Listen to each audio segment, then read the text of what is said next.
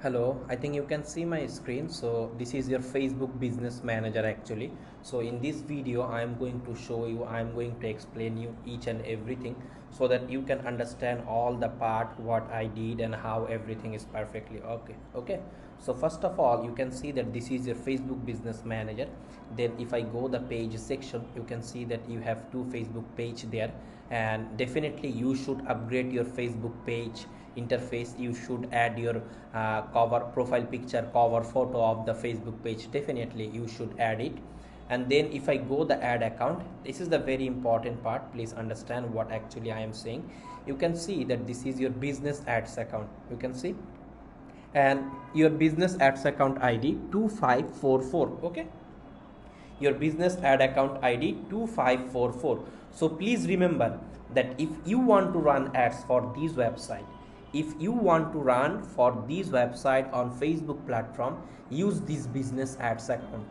Do not use your personal ads account. This is your business ads account. Use this business ads account. So now the question is that why you should use this business ads account to run your Facebook ads. Okay, so there is two reasons. Number one, if you want to run ads for business purpose, then use your business ads account instead of your personal ads account. It's Facebook recommendation. That means Facebook recommend this, that if you want to run ads on Facebook for business purpose, use your business ads account. So this is the first reason. Another reason we have, I will show you after some times. Then go the pixel. You can see that this is your Facebook pixel and your Facebook pixel ID 2509. So what is your pixel ID? 2509 is your Facebook pixel ID. So please remember that this is the pixel we are using for our website. And go the connected asset. You can see the business ads account that I mentioned some times ago from there. So this business ads account is connected with this Facebook pixel, and this Facebook pixel is connected with your website.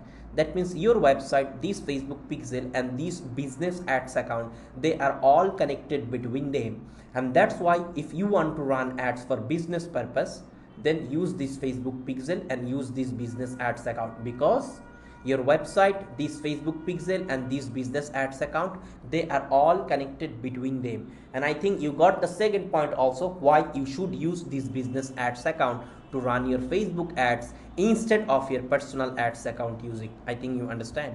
Scroll down, go the domain, and you can see that this is the domain and this domain is also verified. Okay, so now let's go the pixel section and let's open this Facebook pixel in event manager. From there you can see I just open event manager. It's called Facebook event manager. Okay, and then if I press the manage integration, you can see conversion API and browser pixel both are active. Okay, conversion API and browser pixel both are active.